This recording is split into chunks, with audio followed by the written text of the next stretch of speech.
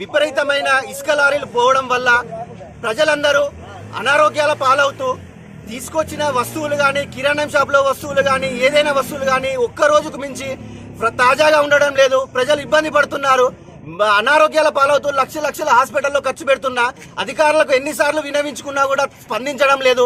ఈ రోజు మేము ఇక్కడ అధికారులు స్పందించి మాకేదైనా శాశ్వత పరిష్కారం ఏర్పరిచేంత వరకు మేము ఇక్కడ నుంచి కదలపోమని మేము వినవించుకుంటున్నాం. ఈ లారీలకు ఎటు రోడ్డు మ్యాప్ ఉంటే అటు మళ్లించాల్సిందిగా ఇటు సైడ్ రోడ్ మ్యాప్ లేదని అధికారులు చెప్పారు.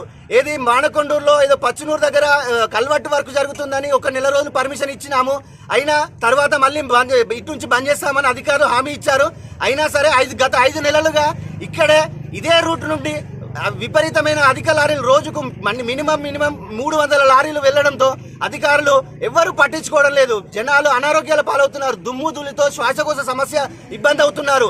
ఈ 100 లారీలు ఇసుక లారీలు రావడం పోవడం వలన దుమ్ము బాగా ఇళ్లలోకి వస్తుంది, ప్రతి దుకాణంలో ప్రతి సామాను మీద పడుతుంది, ప్రతి ఒక్కరి ఆరోగ్యం ఖరాబ్ అవుతుంది. ఇప్పటికీ ఒక 4-5 ఒక 10,000 రూపాయల చొప్పున దవాఖానకు ఖర్చు అయిపోయింది. ఇంకా ఇట్లా ప్రతిరోజు చెప్తా ఉన్నాము, మీరు ఇటు రాకుండా అని చెప్తా ఉన్నాము. అయినా కానీ వస్తున్నారు. ఏ అధికారి పట్టించుకుంటలేరు, ఎవరు పట్టించుకుంటలేరు.